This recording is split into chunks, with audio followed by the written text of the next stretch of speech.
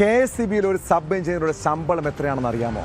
ഏകദേശം 1 ലക്ഷത്തിനടുത്ത് ശമ്പളമെങ്കിലും പ്രതിമാസം കിട്ടുന്നവരാണ് പല ഉദ്യോഗസ്ഥരും. കേരളത്തിൽ ഒരു കുടുംബത്തിന് ജീവിക്കാൻ ഈ തുക ധാരാളമല്ലേ? പക്ഷെ ചില ഉദ്യോഗസ്ഥർക്ക് ജീവിക്കാൻ ഈ ശമ്പളം പോരാത്ത അവസ്ഥയാണ്. അതുകൊണ്ട് തന്നെ കൈക്കൂലി വാങ്ങാത്തവരും കുറവാണ്. കൊല്ലത്ത് വൈദ്യുതി കണക്ഷൻ അനുവദിക്കുന്നതിന് കൈക്കൂലി വാങ്ങുന്നതിനിടെ KSEB ഉദ്യോഗസ്ഥൻ വിജിലൻസിൻ്റെ വലയിലായി.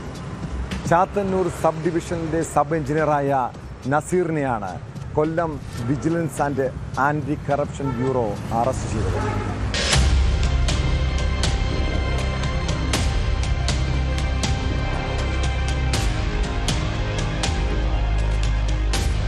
വൈദ്യുതി കണക്ഷനായി അപേക്ഷ സമർപ്പിച്ച് 6 മാസത്തിലേറെയായിട്ടും നടപടികൾ പൂർത്തിയാക്കാത്തതിനെ തുടർന്ന് പരാതിക്കാരൻ KSEB ഓഫീസിനെ സമീപിച്ചിരുന്നു.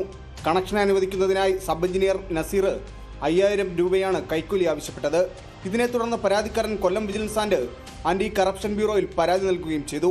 പരാതിയുടെ അടിസ്ഥാനത്തിൽ വിജിലൻസ് ഉദ്യോഗസ്ഥർ പ്രത്യേക നിരീക്ഷണം ഏർപ്പെടുത്തുകയും ചെയ്തിരുന്നു. വിജിലൻസിന്റെ നിർദ്ദേശപ്രകാരം പരാതിക്കാരൻ കൈക്കൂലി തുക കൈമാറുന്നതിനിടെയാണ് നസീർ പിടിയിലായത്.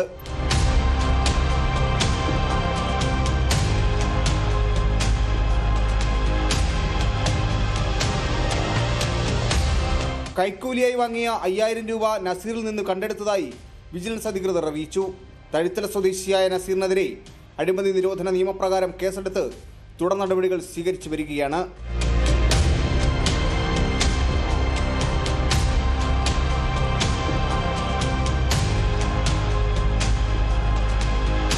ന്യൂസ് 18 കൊല്ലം. കൂടുതൽ വാർത്തകൾക്ക് news 18 Keralam YouTube channel subscribe ചെയ്യുക.